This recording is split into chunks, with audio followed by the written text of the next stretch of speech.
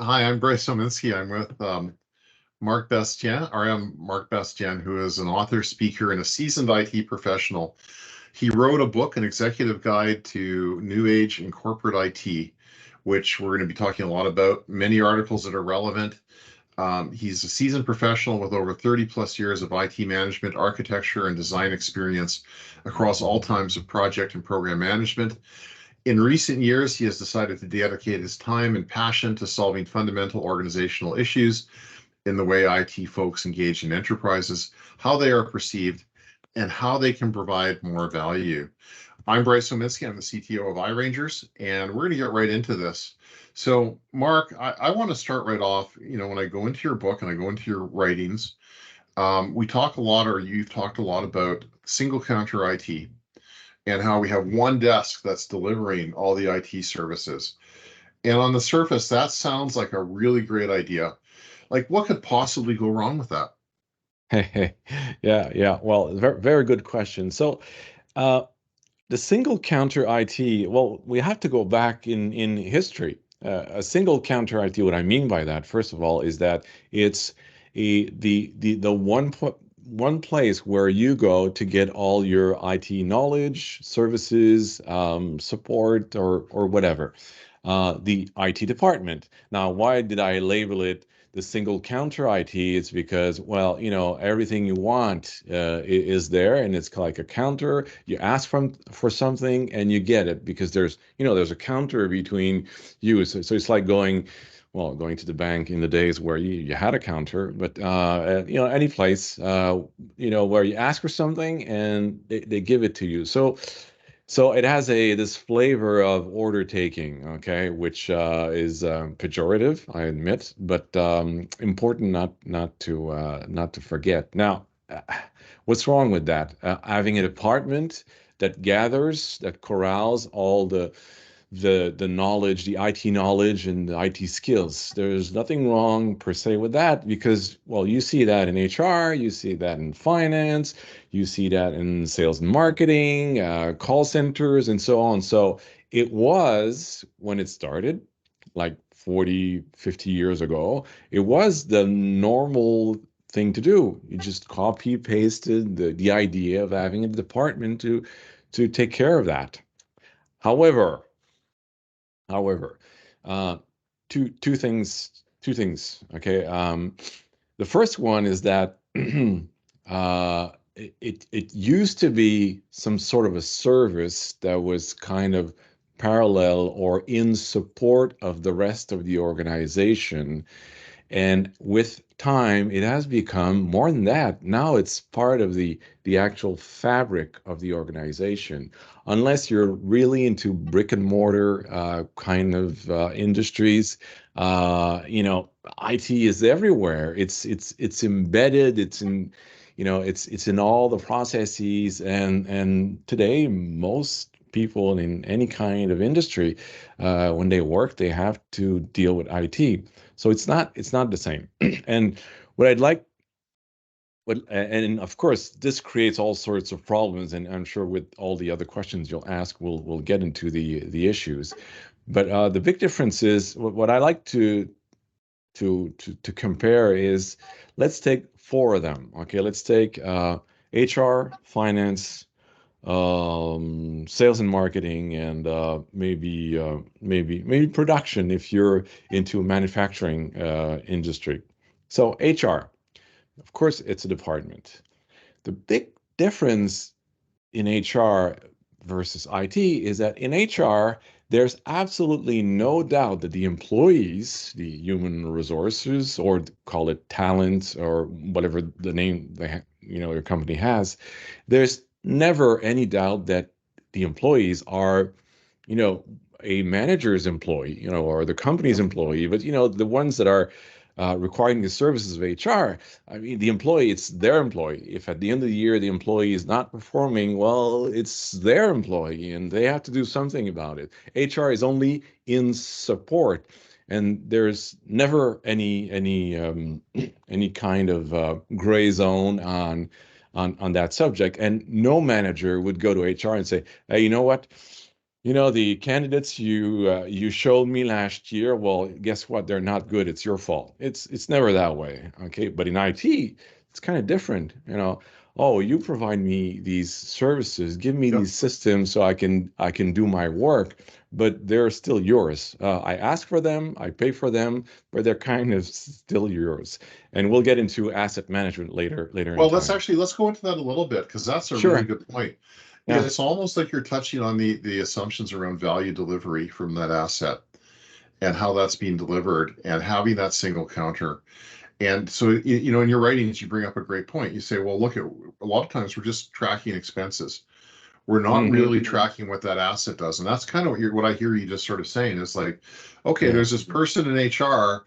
I get him, and now I'm tracking him as in my department as the business owner.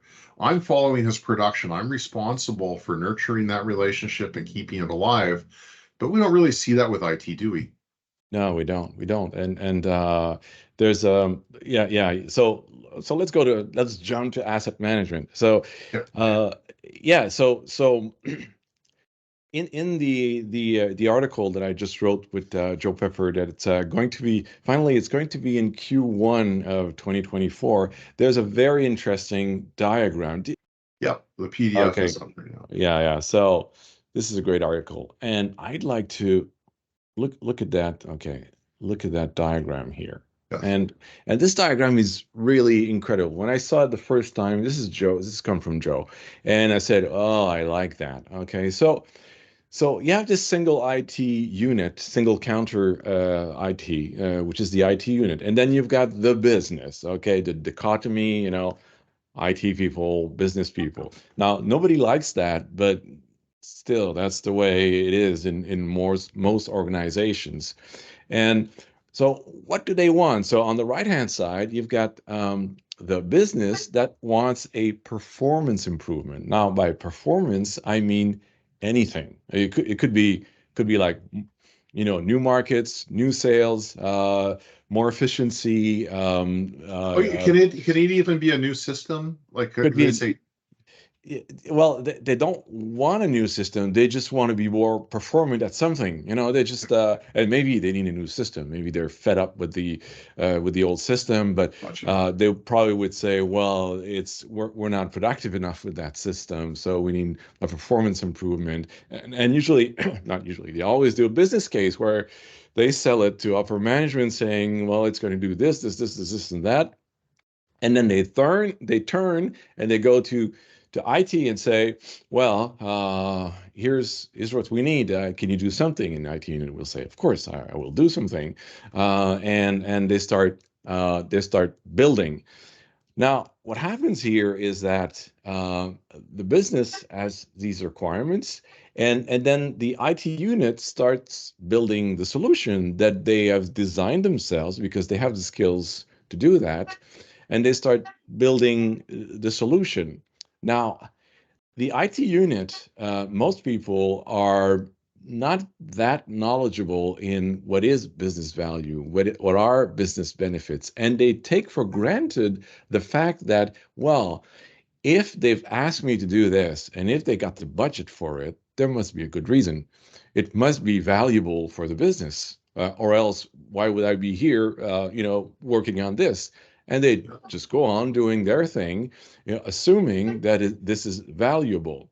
And then on the other side, the business, because they're not so knowledgeable about the details and so on, they assume that, what they will deliver will give them a business performance improvement and business value. But Yeah. what they don't know is that the IT unit doesn't really know what business value is. So, how could that be? So the end of it is a working system. So in the middle is a working system.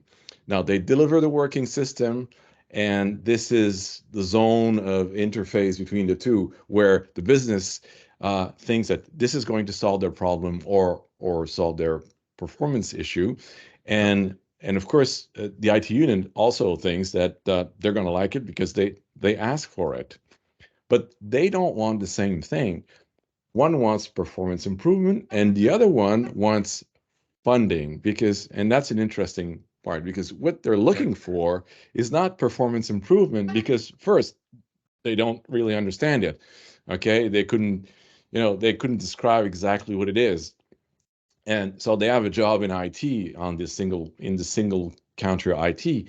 And these are, well, you've worked in these departments. These are ordinary people that have a mortgage to pay and so on. And they first and foremost want to have a job.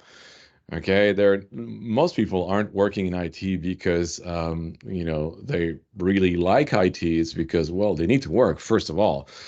And so they organize themselves into providing that, and especially the managers, maybe not the people who are doing the work on a daily basis because they're really busy doing technical stuff, but the managers and the managers, well, they're working on next year's budget. As we speak, they're already thinking about the money and so on, and they need funding to be able to do their things.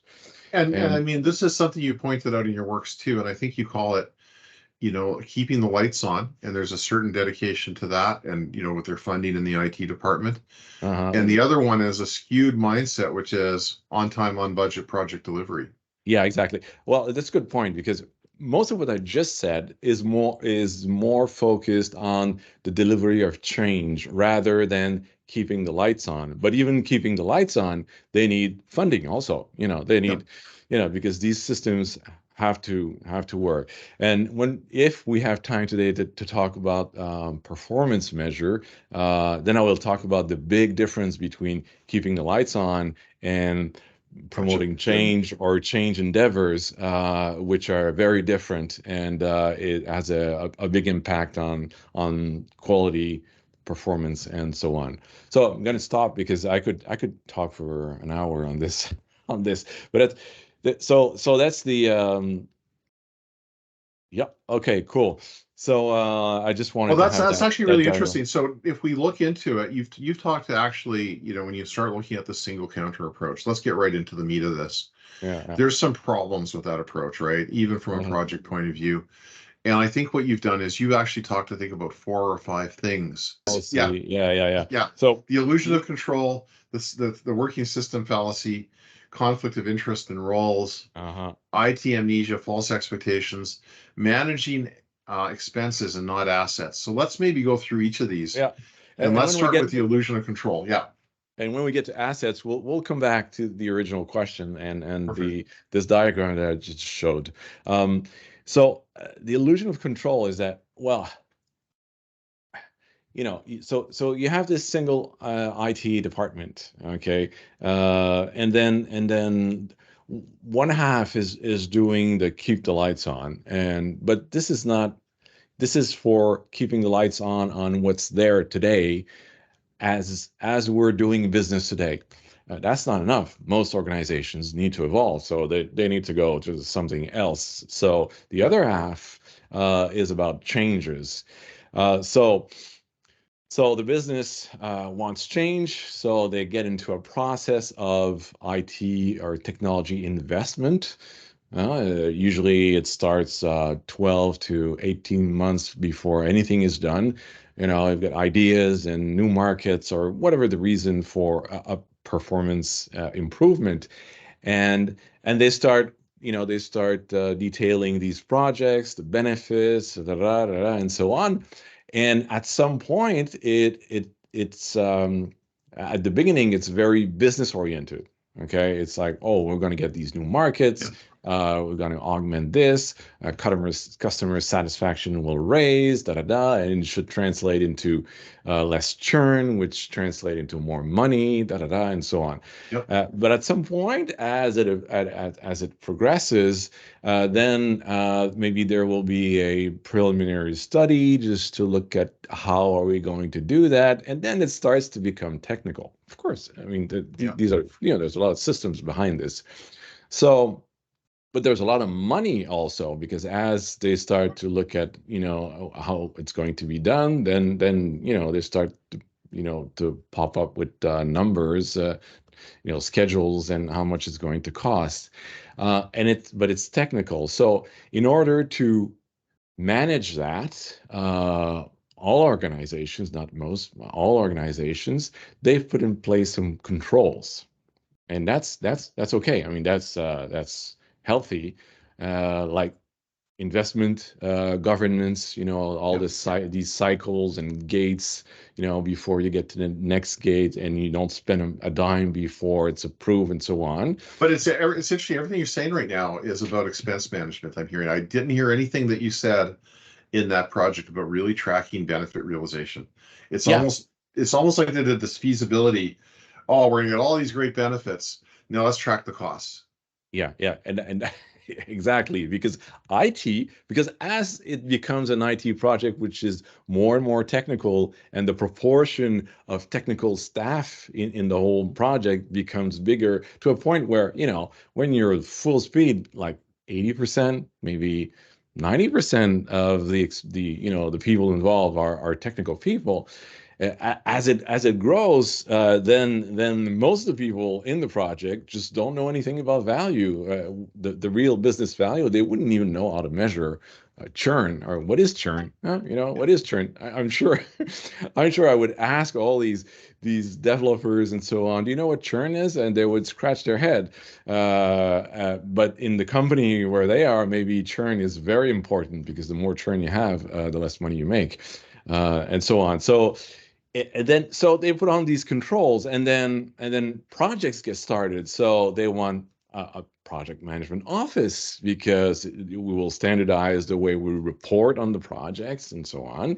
And then there's oversight over these projects, but it's an illusion, because they don't really know what's going on, because it has been handed to a point to this single IT department, which does its stuff, has its own culture, its knowledge, and so on, and they have very little, close to no way to be reassured about what's going on in there, except for these controls that they put in place, which usually are money, schedule, Yeah. and a little bit of scope. But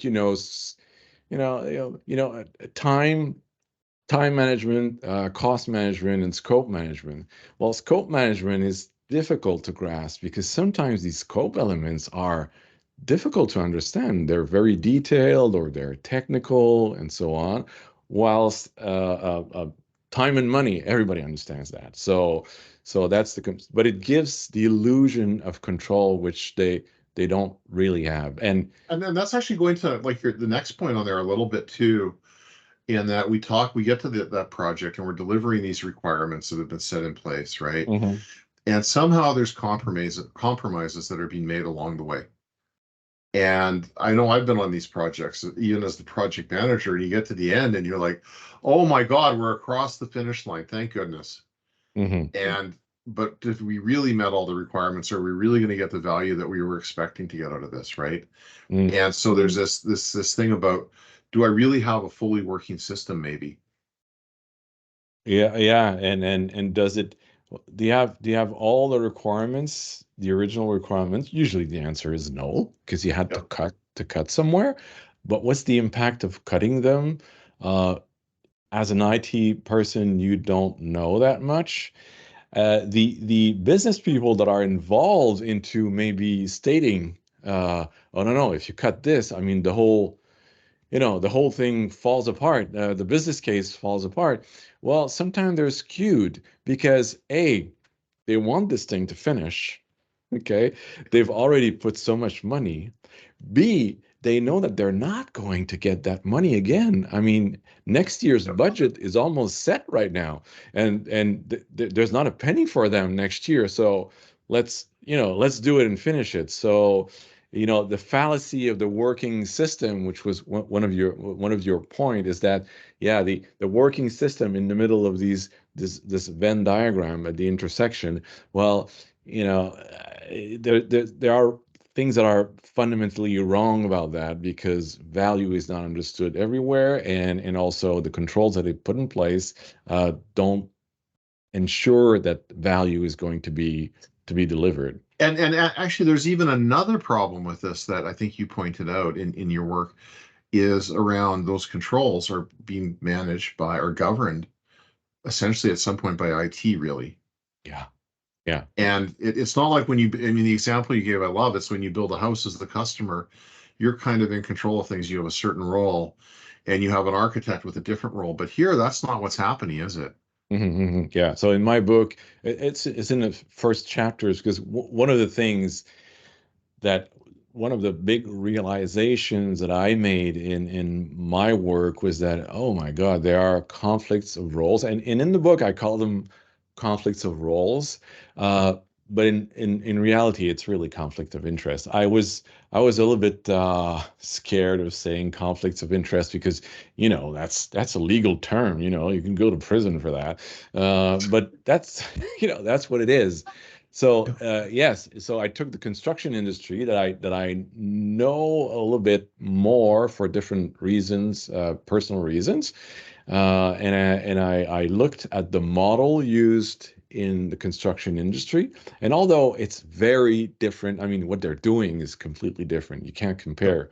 Uh, but nonetheless, you look at the roles, then it becomes, oh yeah. And I remember the first time I dealt with an architect, a building architect, for a big renovation at the other house I had.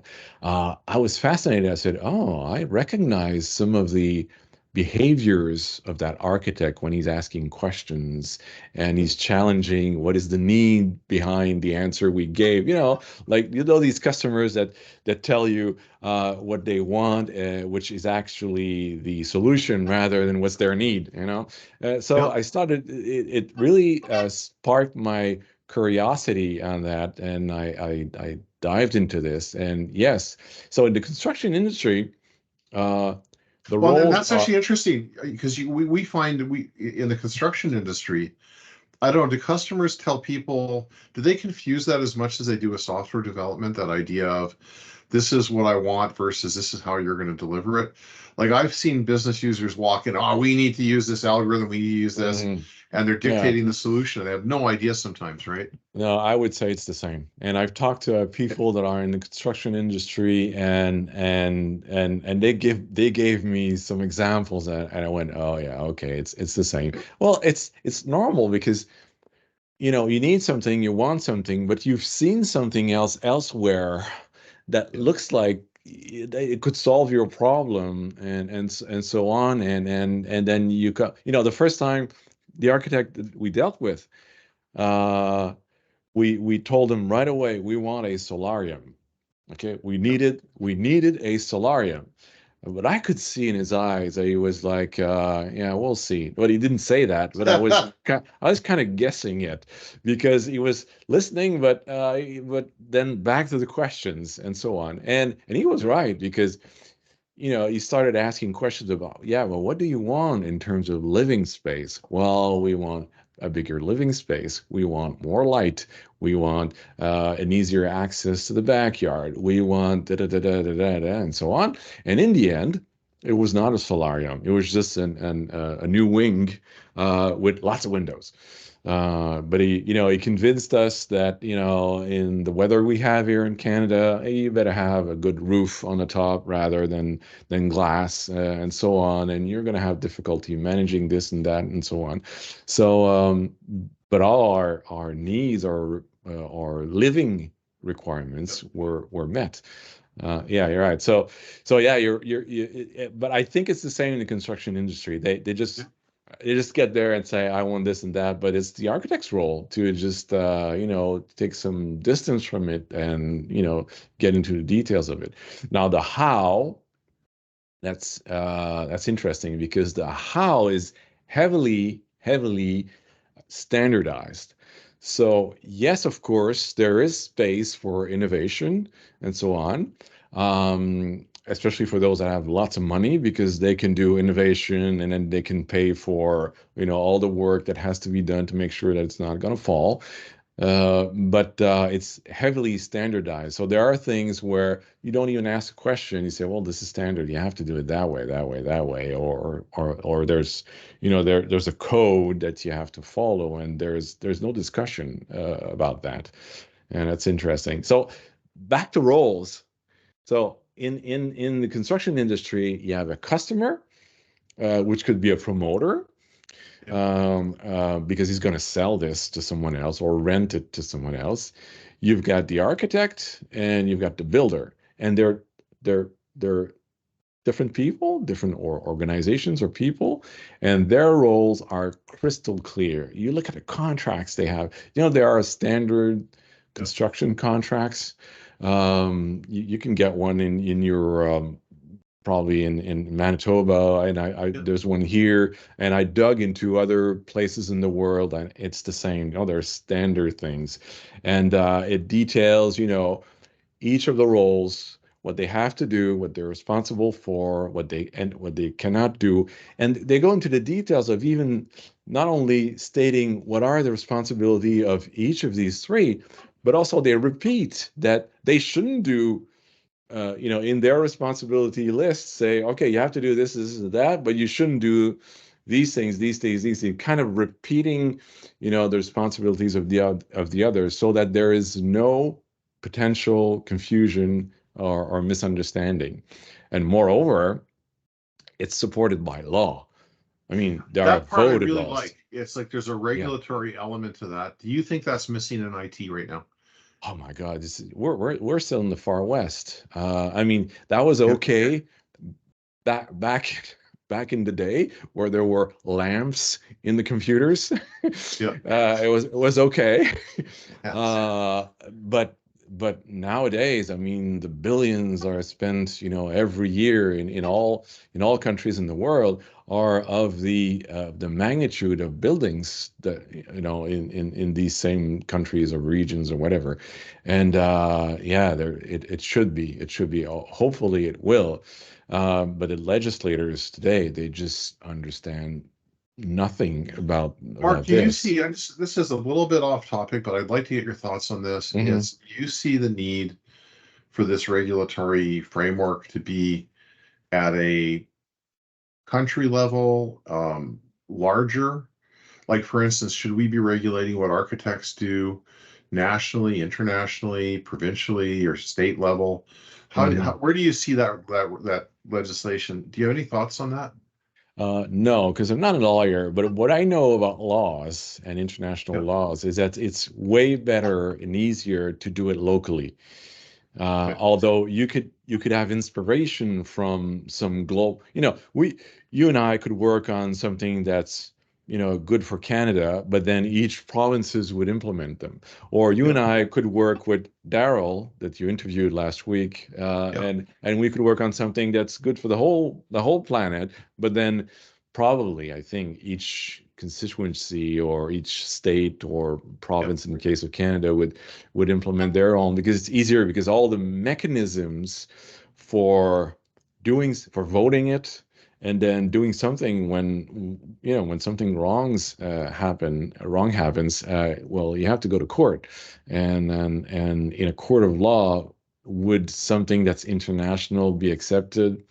Not sure. So And yeah, that's it's really interesting as because that really points to say, when you talk about an IT architect, versus an ordinary architect, there's probably a need at that local level to maybe start to build a profession really at that level. Yeah. So if you look, I've looked in details. I read it all, the Quebec ones, and then I went on to read other places on the Yeah, planet, England, Australia, California, and they all look more or less the same. So you have this voted law that details, all the responsibilities, and you yeah, have this voted law that states that the order, professional order of building architects in this case, yeah, is, it's voted that there is an order, and here how the order works, and here's the governance, and here are the yeah. mechanisms, and they have the power to grant a license to work, and they also have the power to take And take a license. what's really clear going back to your original point is that that role is unambiguous and that it's clearly defined what that role provides. Is it like you were Of saying? course. Yes, it's this is the architect, that's the builder, this is the customer. There's no overlap, right? Yeah, and when there's laws and there's a Damocles sword over your head, then everything has to be clear because how could you do your work as an architect if there's a law there that says that you're liable for the work that you do and the results of the work that you do, and then the roles are kind of fuzzy, not really well defined, and so on. You just wouldn't start working. Period. You would say, no, I'm not getting to this because it's not clear enough. So the two kind of go together.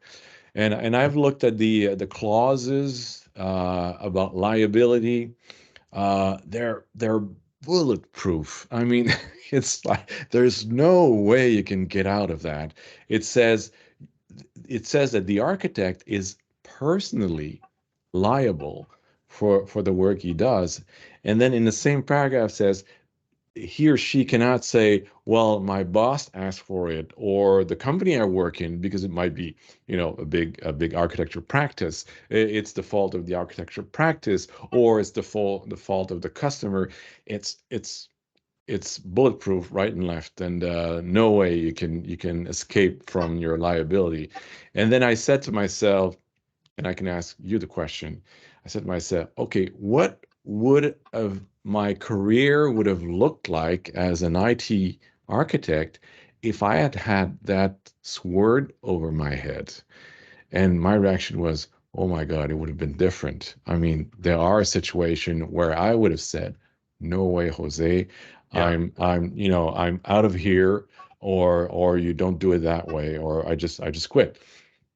Uh, Yeah, absolutely. Several And this times. even touches on the other point that I think we're going to get into a little bit is if that responsibility is there, it lives, that type of legal stuff lives past the project.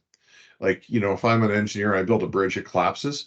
Well, I'm kind of liable for it, right? And Mhm. somebody's going to follow up. And I think, and I don't know if this is the sole cause, but it's certainly probably one of the causes of this thing you call IT amnesia when the project's over and the architects all go away and everybody leaves today and people don't even know what's in place. But then we have these great assumptions. Oh, it was all done. It's Mhm. all there, right?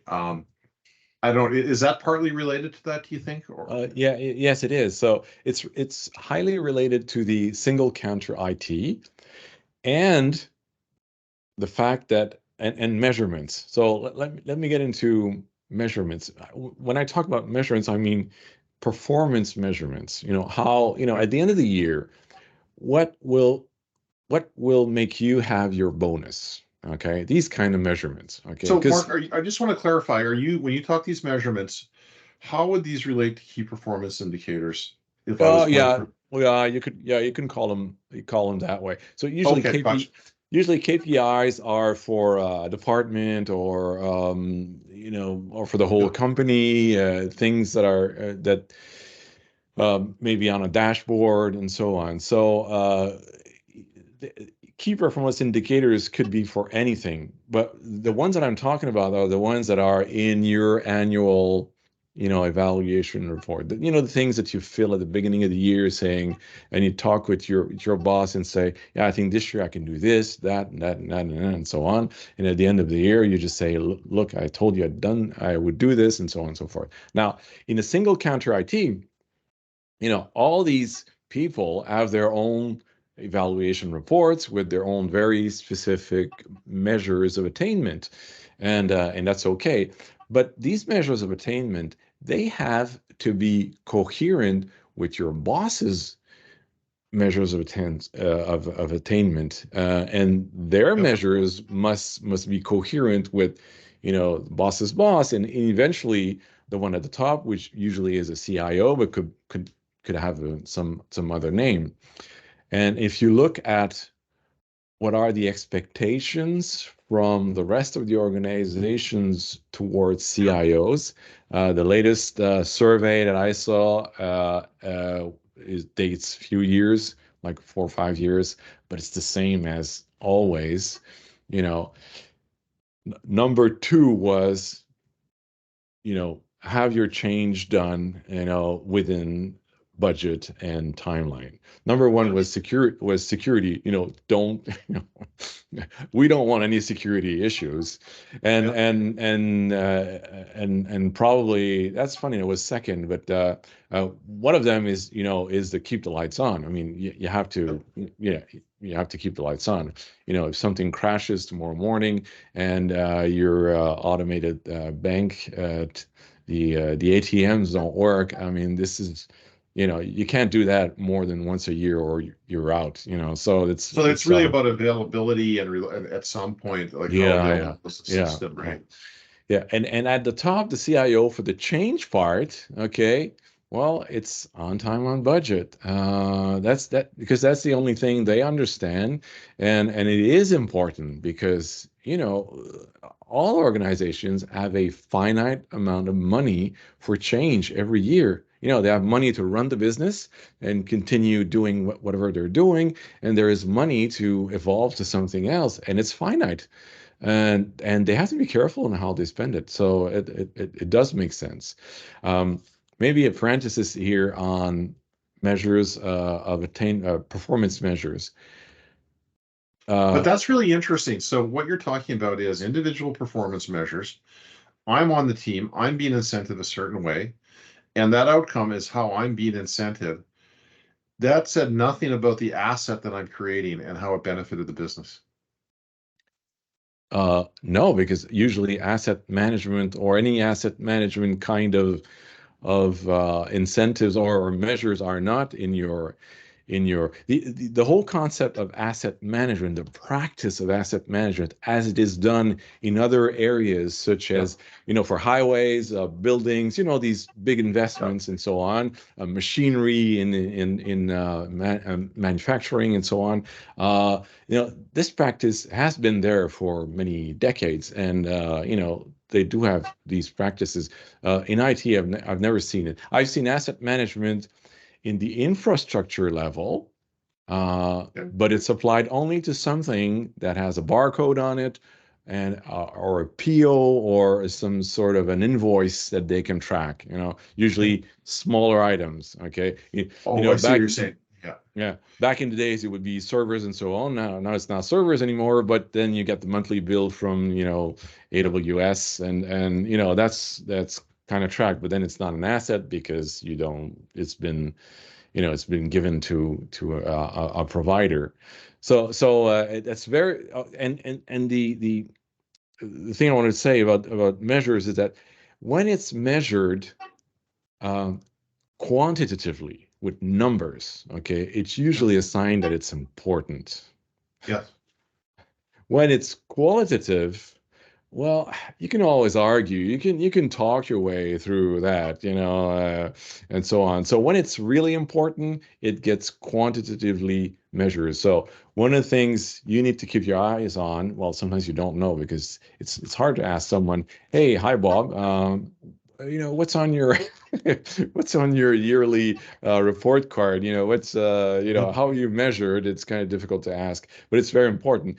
And on the keep the lights on, the what I call the operations half of Yep. IT, okay, it's very quantitative. 99.999, Yep. five nines and so on. And why is it so precise? It's because that's damn important. You don't want these things to fail. Yeah. So and so the assets themselves, well, they're not managed. The IT builds them, okay, but they look at the business saying, well, yeah, I built it, but then you're using it, and you're making money with it, or you're operating the company with it, so it's yours. And then the business people look at IT and say, well, you built it and it's kind of very technical. I don't know much about, But it's yours. it's more than just the asset though, right? It's about the benefit realization associated with that asset. Yes, and that's asset management. So in good practices of asset management, you would have a 5 or 10 or 20 years plan that you're managing, into which you factor in the initial costs, the operating cost and so on, and then you would factor in the benefits. What do you do with that? Are you making money with this? And if you're not making money, is it in support of making money, and what's the proportion? These practices that you must factor in the whole thing, because if you discover by doing this exercise that, gee, you're losing money with that, well, then it doesn't make sense. And these practices, they also help you look forward to say, well, according to statistics and according to the trends, I think there's still 5 years to go. But beyond that, I mean, we need to do something. We need to retire this and so on. And all that is not really done. It's more IT waiting for the business to give them the budget. Remember the Venn Yep. diagram, to give them the budget to do something next year. So Mark, what's the problem with that? Like, is it because you're between projects, or what's like why aren't we looking at this sort of on a continuous basis? Why is it? That's project orientation. So back to your initial question, Yep. the amnesia thing is that, so because the CIO, for the change part, because the CIO is ultimately measured on being on time and on budget for delivering change, which makes Yep. sense. I mean, there's no problem with that. Then it impacts the whole pyramid, the whole team in IT, which of course organizes itself to be able to do that. So they're organized to deliver what? Not systems that are going to be managed, but to deliver projects. Yes. And So and to your point project, there, or it's not even they're projects. It's even like agile approaches don't really solve this problem either. Like sort of it's just that mindset. It seems like a big problem with our mindset. Like we're doing something that's a finite span and then it's delivered. That's the whole mindset we get into. yeah, but agile brings lots of good stuff, but it never changed the fact that there's 365 days in a year, and the planning for the monies available next year for whatever we can or should do is limited, and it has to be managed through an investment cycle. People down, people down on the shop floor, the IT shop floor, sometimes they just don't see that. They're just working on a project because there's a project number, and I'm working on this project. Period. I mean, where does the money come from and so on. It's not part of their, not that they don't care, but yeah, they don't care. They've got other things to do. And it comes from that cycling budget, which by definition, you have an envelope. You have an envelope of monies to do something. At the minimum, you have an envelope, which is kind of a project. You have to give it to someone and say, well, spend it wisely, okay, because that's the only money we have. So, and then we're back to, okay, the illusion of control. We put in place some controls, which are good, but not enough, and so on. So, IT as a single counter becomes a big project delivery machine, well oiled, well, not well oiled, but at least equipped to do that. Yep. And because everything goes through projects, everything that you do lives and dies within a project, then it lives and dies within a temporary endeavor. So the definition from the PMI of a project is that it is a temporary endeavor. So what does that mean? It has a beginning and an end. And what happened before is not part of project. What happens after, and that's to your point, what happens after is not within the project. So then it stops. And then what happens with that asset that we just created? Well, we operate it, and then the business uses it, and then there will be this other project that will come to, let's say, enhance it, or Yep. a phase 2 or a 2.0 version, and so on. And then they will take what's there as a given. And never have I seen people just going like, hey, how come it is in this states, and how come I have to work with that? What happened in the past? And nobody looks back and point any fingers to the people that have done work before. And one of the reasons is that they're all working in the same department. So it's not a good practice to stab your colleagues in the back by saying, "Hey, Mr. Business, yeah, you know what? This guy did a bad job last year in version 1.0." You don't do that.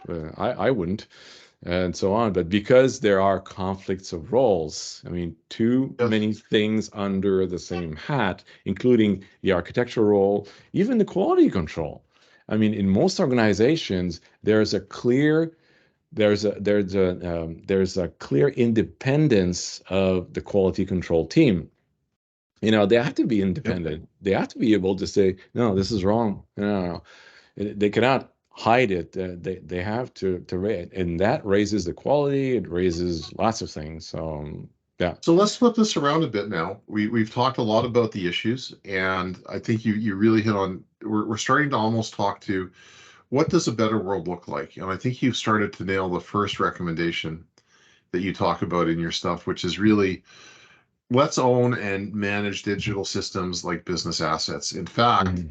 I would almost get the sense that well, after reading your stuff, I see a world where IT and business come together really close.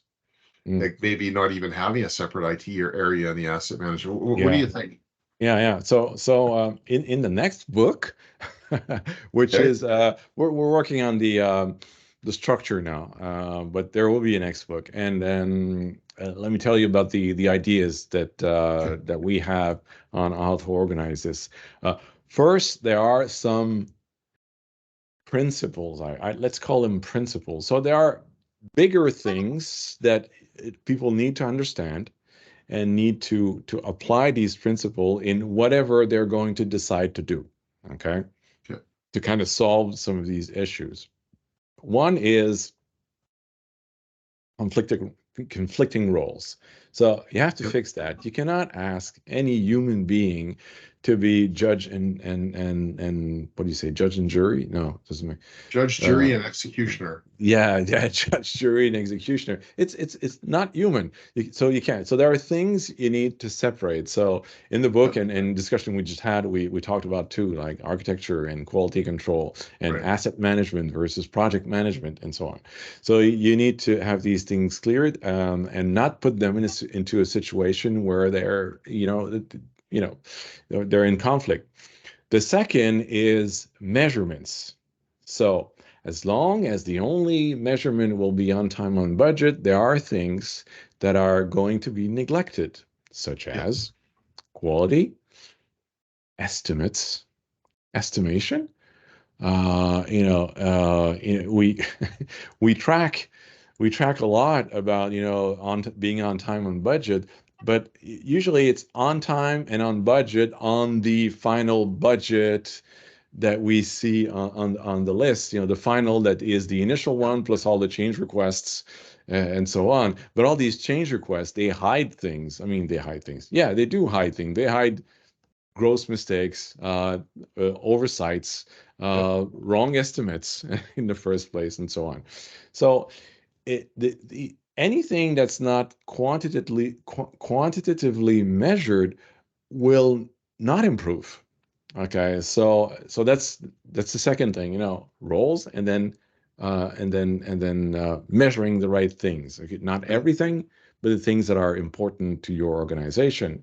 And then the third one is ownership.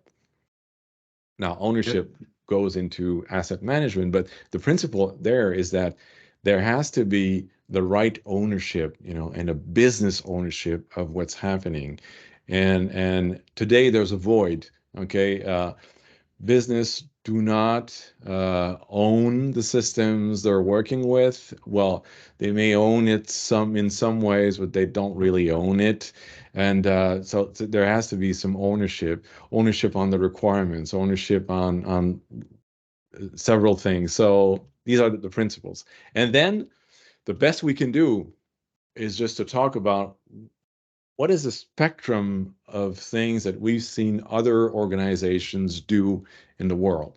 Okay, and it goes from status quo Yep. which of course we don't recommend, status quo, up to no IT.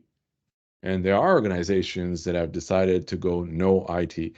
One very interesting read, I did do an interview with people from the Starling Bank in the UK, which was a startup bank, and they decided from the onset that no, there would be no IT department, no CIO, and so on, just business. And in a bank, you know very well that in a bank, everything's IT.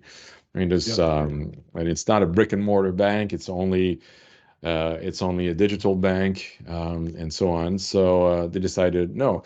And then there's another one, also another example. It's Judo Bank in Australia. It's the same thing. They went no IT, but they went even further and said, well, no IT, and we don't want to do any software development, so we outsource everything. All these services are from providers. So it's very, very, So very how are small. these working? Are they actually working out? I don't know. I still need to have an interview with them to see how it Okay. works. And but they're still in business, so I suppose it's working. But of course, it begs a lot of questions. How do you deal with this and that Yeah. Wow. and so on? But you see, Starling Bank, they decided not to go there. They wanted to do their own development. So it's the opposite. They said, no, no, we want to build everything because we don't want to be tied to these external vendors and so on. Probably because the founder, Anne Bowden, was an IT. She had an IT background, education background, and she had been working for so many years in these banks, and in the end, seeing that gee, it doesn't work. You have to start from a clean slate. And then there are intermediary steps that can be done, and each organization is different. There are things you can't start from a clean slate in most organizations. You can't. I mean, Yep. you just can't. You have to continue because you have customers and so on to take care of. But yes, but one thing is sure, status quo has proven to be inefficient and not really succeeding. So something has to change, and it has to change organizationally. You see, in the way IT engages in the organization. So no IT department is just a way to just shake people and say, listen, we have to rethink the way it's done, and it could go to the extreme of just no IT anymore if it applies to. But this is a process. You see, it's a process where first business people need to get an understanding of why these things don't understand and don't work. And once they get that understanding, they realize that, oh, it has nothing to do with technology. It's not a geek issue. It's just a Yep. good old organizational design thing. And we've been doing that for so many years. And yeah, we took for granted that having an IT department was the right thing to do. But oh, gee, maybe it's not the case anymore. So let's think it differently. And then go on into, okay, but what are we trying to fix first? Because the issues in organizations will be different from one organization to the other. More acute, this issue will be more acute in one and less in the other, Yep. and so on. And then they would choose a roadmap to start changing things slowly, because this is major. It's major. Let's say you Well, I say mean, that's a tomorrow. really great point. I mean, if we were to Uh, look at the next step and say, where do we go with this? mhm. And I would say, what's your advice? I'm hearing a few things already. I'm hearing maybe if you're doing IT in an organization, don't change everything overnight, or maybe we should. But what would your advice be to a status quo organization that wants to get itself out of that rut?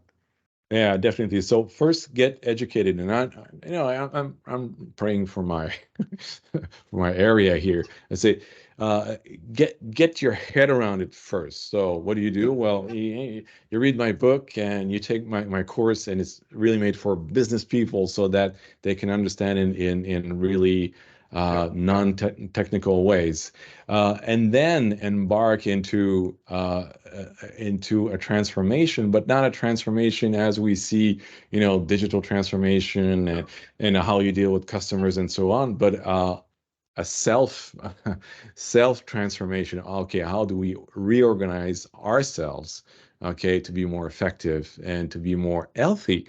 Because most of these issues is just it's unhealthy, and it's the cause of many pains and how do you say tooth grinding? Because how many times in your career, Bryce, have you seen some business people that are not IT, okay, having these long sights, okay, or just their eyes going up like that when listening. They're very polite, but lots of them are exasperated to a point where they some of them have thrown the towel. They say, well, it's just the way it is. Don't even try to change that. IT is IT, and so on. But I want to offer them some light at the end of the tunnel, saying, "Oh, wait a second, it can change, and you can do something about it." Because it's not about being agile or not agile. It's not about a process or a method or it's certainly not about technology. It's about things that you can understand and do something about it. As a matter of fact, not you can do something about it. In my view, you're the only one as a business person who can do something about it, because IT, they're stuck in it. The analogy I like is the gladiators in the Roman arena. Okay, so so IT people are down in in the arena fighting for their lives. And when I say fighting for their lives, I mean, fighting to get to deliver this thing for next week, which was promised a month ago, and and all these kind of things. And then we come in and we cannot ask them, well, you know what? Maybe you should revise the Roman Empire structure, because you see there are there's the plebe, and then the patricians, and then the others, and this doesn't make sense, and you have slaves also. It's not good. It's not healthy. They would look at me and say, "Hey, man, I'm." Can't you Well, see you I'm really busy? need to make this work. It really is a governance business issue that needs to be handled at an executive level in the company. Like, to me, for this to work, like, how high up does this have to go? Do you need like CEO buy-in? Um, Yeah, I think it's pretty, it's a group. I think it's a management. Major organizational redesigns usually are handled by senior level executive, or at least initiated by senior level executives. I think it has to go through the same path. Uh, Trying to do it bottom up, I mean, it's not going to work. Although there is some education, it can be done bottom up. If you tell your boss that I'm in a conflict of interest, or conflict, yeah, and then you repeat it every month, and then there's 15 people telling that person the same thing. Maybe at some point they will say, well, are we in conflict of interest here? But it could help, but yeah, I think it's a business thing. So that's why in my book and all the writings that I do, I take a lot of care of, you know, trying to find some analogies and try and explain. Sometimes it's a little bit technical, but I try to explain it in a way that I hope they can. Well, I know they can understand, because I've I've had some comments from non-IT people saying, "Yeah, sure, I understood everything." And the reactions were like, "Ah, gee, that's good. I never saw it that way." Down to, "Mark, are you saying that we're being screwed?" And I tell them, "Yeah, you are, but it's not by malevolent intent. It's not. All the IT people are it's good almost a people." paradox of the system that we set up so well to manage Yeah, projects, yeah, yeah. these releases, and it just turns around on us. Mark, we covered a lot of ground today. You did, And huh? I just want to, yeah, we got, I think we got through most of it, actually. Good. Um, and just for people that are interested, there's your book that's out now. Mm-hmm. And that's available. The book title is Long.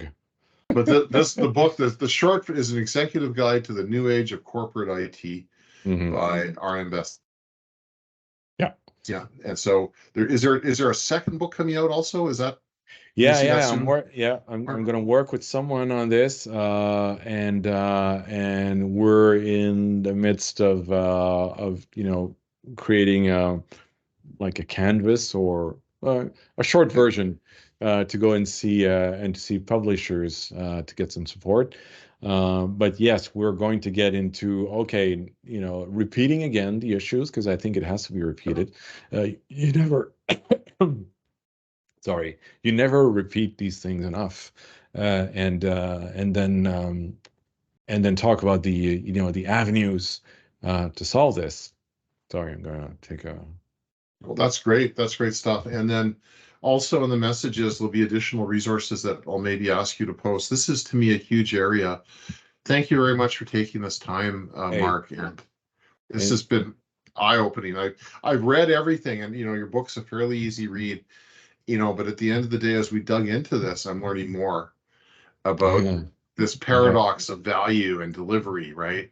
yeah, yes, definitely. So yeah, I'm Any happy, last and, words and before we go, Mark? yeah, well, first of all, a big thank you, Bryce, for inviting me. And I'm happy that you're curious about this and that well, and you find it important. And yes, and hopefully we'll do it again on some other maybe other subjects. And I invite everyone who wants to know more to get the links that you probably will put into the posts and so on, and also the links to the training program that I'm working on. It's not ready yet, but it's almost ready, and it will be an online self-paced training for business people to get their head around this, and then hopefully after that to do something about it. Awesome. Thanks, Mark. Thanks.